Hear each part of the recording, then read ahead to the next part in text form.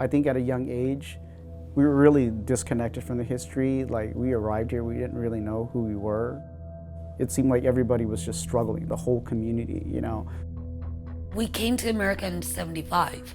During that time, people get mad. You don't know that they're being racist towards you. But my dad never backed down. My dad would sit there and talk back to them like, hey, I helped you during the war. And I remember when we get bullied every week, we'll go to my dad during dinner. So the first thing my dad always says is, did we fight back? My brother would be the first one to roll up his sleeve and say, let's do this. And my brother would be the first one to fight. My brother was so little, he was so ready to take on these people, or dogs chase us. My brother wasn't scared. At a young age, he showed no fear. We were tough in the 90s. Nobody wanted to work with the Asian kids because they didn't know how to deal with the Asian kids. Other guys would pick on them, what happened. They didn't talk about it, they retaliated. I was one of the original counselors that started Hope Now for You that worked with the gang kids in the 93. During that time, what should you tell you now? You choose to lie. Your mong lu tang good brother, but you good brother that kay tu nyen yesu. What your jump good brother. So my brother, well, who's your leader? Put tao teacher to leader now. I'll fight you one-on-one. My brother whooped the crap out of that guy.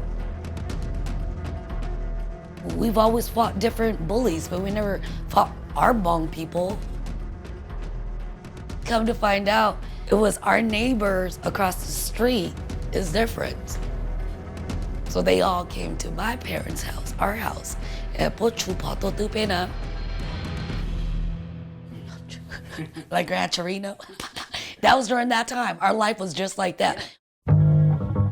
They pulled out his gun like this to my brother, and my brother goes, what? Mine's licensed. What do you want? I'm not afraid to use it. And my dad comes out with his, and my mom comes out with hers. They just looked, they never bothered my mom, my dad. My dad went across the street and tell them, fix this, or unlike anybody else, we'll shoot you guys.